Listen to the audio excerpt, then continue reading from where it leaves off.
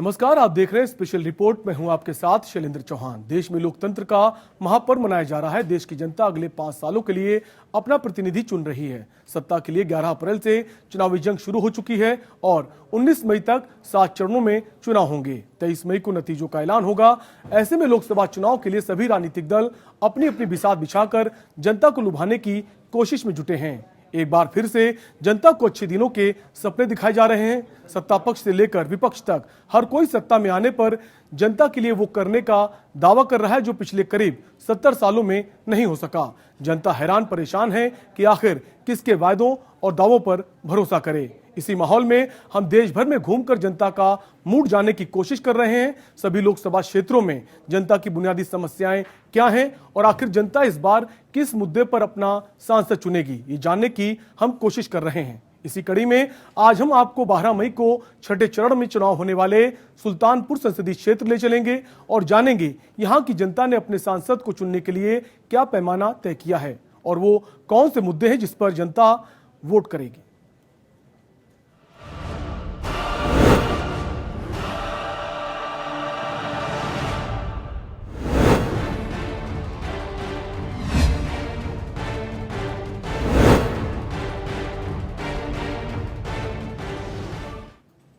सुल्तानपुर में इस बार चुनावी जंग बेहद दिलचस्प है। सुल्तानपुर में 12 मई को वोटिंग होनी और जैसे जैसे वोटिंग के दिन करीब आ रहे हैं यहां की चुनावी सरगर्मी और भी बढ़ती जा रही है। वैसे तो सुल्तानपुर लोकसभा क्षेत्र में कई उम्मीदवार चुनावी मैदान में जीत का दावा ठोक रहे हैं, लेकिन इस बार यहां मुकाबला बीजेपी, बीएसपी और कांग्रेस के बीच ही है।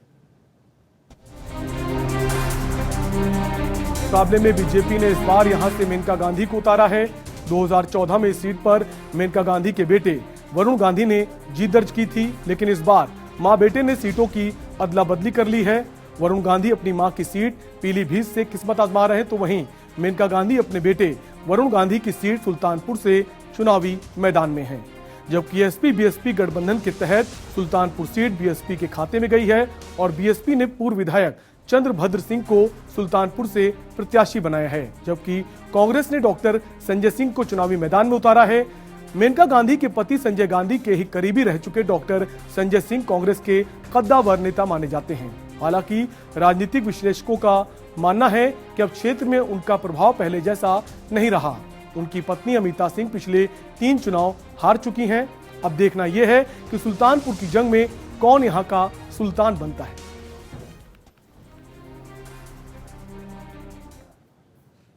वरुण गांधी की सीट सुल्तानपुर से सीटों की अदला बदली से यहां की सियासत में हलचल मची है। मेनका गांधी इस बार सुल्तानपुर से चुनाव लड़ रही हैं, लेकिन राजनीतिक गलियारों में चर्चा है कि इस बार सीटों की अदला बदली की कॉल मेनका ने ली थी, जिसकी एक वजह कांग्रेस उम्मीदवार संजय सिंह भी हैं। दरअसल मेनका नहीं चाहती थी कि वरुण गांधी सुल्तानपुर सीट से संजय सिंह के खिलाफ उतरें चुनाव, क्योंकि इस बार वरुण गांधी की स्थिति यहां अच्छी नहीं बताई जा रही। हालांकि जैसे जैसे वोटिंग के दिन करीब आ रहे हैं यहां बीजेपी पक्ष में माहौल बनता दिखाई दे रहा है।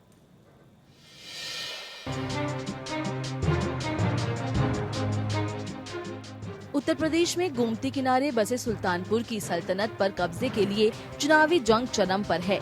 इस सीट पर कांग्रेस से लेकर जनता दल, बीजेपी और बीएसपी जीत का परचम लहराने में कामयाब रही है, लेकिन समाजवादी पार्टी इस सीट पर कभी भी जीत का स्वाद नहीं चख सकी। इस संसदीय सीट पर लंबे समय तक कांग्रेस का कब्जा रहा है।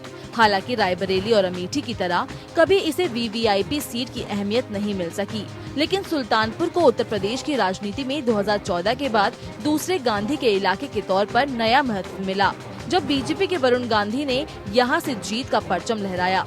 2014 के लोकसभा चुनाव में बीजेपी ने कांग्रेस के दुर्ग से सटे हुए इस क्षेत्र से गांधी परिवार के वारिस वरुण गांधी को उतारकर इसे हाई प्रोफाइल तो बनाया, साथ ही साथ 16 साल के अपने सूखे को खत्म भी किया और कमल खिलाने में कामयाब रही। 2019 के लोकसभा चुनाव में सुल्तानपुर लोकसभा सीट पर इस बार मुकाबला बेहद दिलचस्प है। 2014 में चुनाव जीतने वाले वरुण गांधी की जगह बीजेपी ने इस सीट से उनकी मां मेनका गांधी को मैदान में उतारा है, जबकि एसपी बीएसपी गठबंधन के तहत सुल्तानपुर सीट बीएसपी के खाते में गई है और बीएसपी ने पूर्व विधायक चंद्रभद्र सिंह को सुल्तानपुर से प्रत्याशी बनाया है, जबकि कांग्रेस ने डॉक्टर संजय सिंह को चुनावी मैदान में उतारा है। 2014 में 2.25 लाख वोट के अंतर से चुनाव जीतने वाले वरुण गांधी ने इस बार अपनी मां मेनका गांधी से सीटों की अदला बदली कर ली है और वरुण गांधी इस बार अपनी मां मेनका गांधी की सीट पीलीभीत से अपनी किस्मत आजमा रहे हैं। पीलीभीत में वरुण गांधी की सियासी किस्मत तो तीसरे चरण में 23 अप्रैल को ही ईवीएम में कैद हो चुकी है, लेकिन सुल्तानपुर सीट से उनकी मां मेनका गांधी की किस्मत का फैसला 12 मई को छठे चरण की वोटिंग में होगा। हालांकि मां बेटे के बीच सीटों की अदला बदली के कई सियासी मायने निकाले जा रहे हैं। जानकारों के मुताबिक सीटों की अदला बदली का सुझाव खुद मेनका गांधी ने दिया था, क्योंकि उन्हें आशंका थी कि सुल्तानपुर में वरुण गांधी की स्थिति 2014 जितनी मजबूत नहीं रही थी। एक तरफ समाजवादी पार्टी, बीएसपी और आरएलडी का गठबंधन उनके लिए खतरा था, तो दूसरी तरफ कांग्रेस भी मजबूती से ताल ठोक रही है। ऐसे में सुल्तानपुर से खुद मेनका गांधी ने मैदान में उतरने का फैसला लिया और बेटे वरुण गांधी को अपनी सीट पीलीभीत भेज दिया। लेकिन मेनका गांधी के लिए भी सुल्तानपुर की राह आसान नजर नहीं है। 2019 में उत्तर प्रदेश में जो सियासी समीकरण बने हैं, उससे मेनका गांधी का सुल्तानपुर से चुनाव लड़ना आत्मघाती फैसला भी साबित हो सकता है। इसकी वजह जानने के लिए 2014 के चुनाव को देखना होगा। 2014 के चुनाव में बीजेपी के वरुण गांधी को 4,10,000 के आसपास वोट मिले थे, जबकि दूसरे स्थान पर रहने वाली बीएसपी के उम्मीदवार पवन पांडे को 2,31,000 के करीब वोट मिले थे। इसी तरह समाजवादी पार्टी के शकील अहमद को 2,28,000 और कांग्रेस की अमिता सिंह की झोली में 41,000 के करीब वोट आए थे। लेकिन इस बार हालात बदलते नजर आ रहे हैं।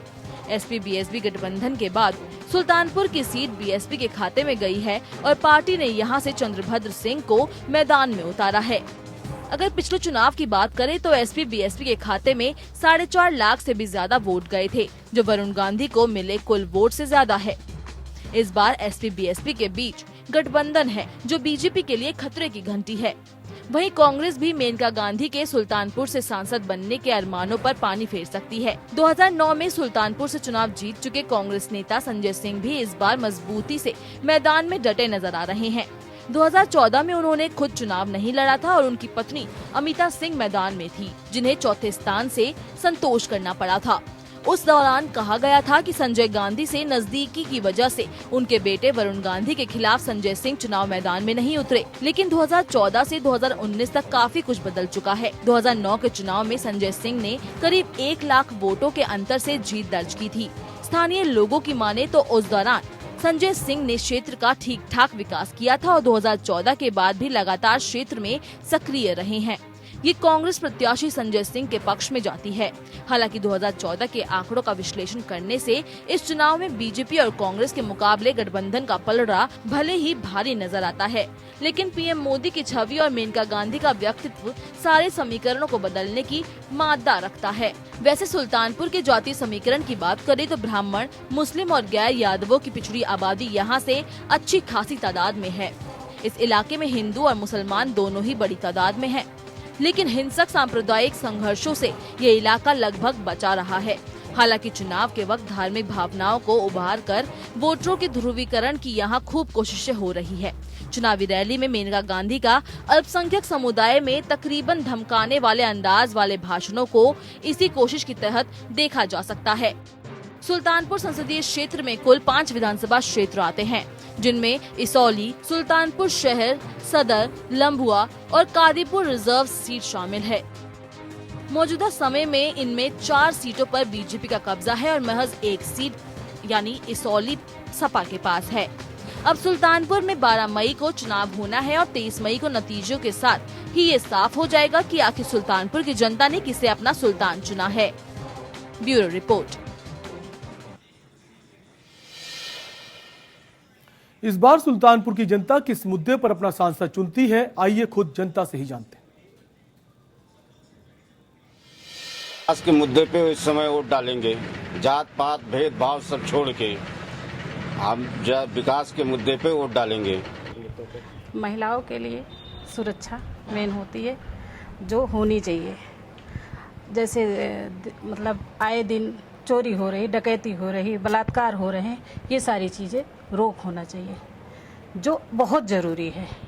और बाकी सड़क है, हर चीज़ है, मेंटेन होना चाहिए, जिस पे बिल्कुल ध्यान नहीं दिया जा रहा है कि चोरी है, डकैती है, बलात्कार है, आए दिन ये ज़रूर हो रहा है। महिलाएं निकल रही सुरक्षित नहीं है, रिक्शे पे चैन छीना जा रहा है, कहीं बाइक पे छीना जा रहा है, कहीं कुछ हो रहा है, कहीं कुछ हो रहा है, लेकिन इस पे बिल्कुल ध्यान नहीं दिया जा रहा है। जिस पे कंप्लेन भी की जाती तब भी नहीं ध्यान दिया जाता है। मुद्दा ये होगा महिलाओं का इस पर बहुत जरूरी है ध्यान देना। भाई सबसे पहले तो देश की सुरक्षा है, फिर महिलाओं की सुरक्षा है, फिर ये बढ़ती हुई महंगाई है, सारी सुरक्षा देखना है ना हमें। तो बच्चों की पढ़ाई लिखाई सब कुछ देखना है कि हम मोदी को वोट दें, कमल को वोट दें अपने हिसाब से, जिसने 5 साल में हमारे देश को कहां से कहां पहुंचा दिया। तो आगे भी हम उम्मीद रखें कि वो आगे भी हमें ऐसे ही पहुंचाएगा, क्योंकि अभी तक तो जितनी सरकार बनी कुछ दिखाई नहीं पड़ा। भले ही उन्होंने कुछ किया हो या न किया हो, लेकिन कुछ दिखाई नहीं पड़ा। और 5 साल में हमने बहुत कुछ देखा है। वोट देंगे जो हमारे सबके लिए करेंगे, जो रोजी रोजगार देंगे, जो हमारे सबके लिए भलाई करेंगे, हमारे से वो करेंगे, हम सब वही को वोट देंगे। यही मुद्दा होगा देश के विकास के लिए। जैसे आप लोग नौकरी कर रहे हैं, इसमें आप लोगों को कुछ सुविधा मिले, इस पे क्या बोल रहे हैं? सुविधा पुरानी पेंशन के लिए चाह रहे हैं, पुरानी पेंशन मुद्दा है। पुरानी पेंशन के लिए अगर हम लोगों को वोट करेंगे, क्योंकि उन्होंने जो भी किया है और हमारे व्यवसायी लोग जो भी 2019 के चुनावी जंग में सुल्तानपुर के वर्तमान सांसद वरुण गांधी अपनी मां की सीट पीलीभीत से चुनाव लड़ रहे हैं, जबकि मेनका सुल्तानपुर से चुनावी मैदान में उतरी हैं। ये सीट कई मायनों में खास है, क्योंकि जब सुल्तानपुर का परसीमन नहीं हुआ था तो ये अमेठी के हिस्से में आती थी और यहां से संजय गांधी पूर्व सांसद रह चुके हैं। हालांकि संजय गांधी ने कांग्रेस के टिकट पर जीत दर्ज की थी, जबकि इस सीट पर संजय गांधी की पत्नी मेनका गांधी बीजेपी के टिकट पर चुनावी मैदान में हैं। इस बार यहां का चुनावी परिणाम क्या होगा, इसका अंदाजा लगाने के लिए आइए आपको यहां का सियासी इतिहास बताते हैं।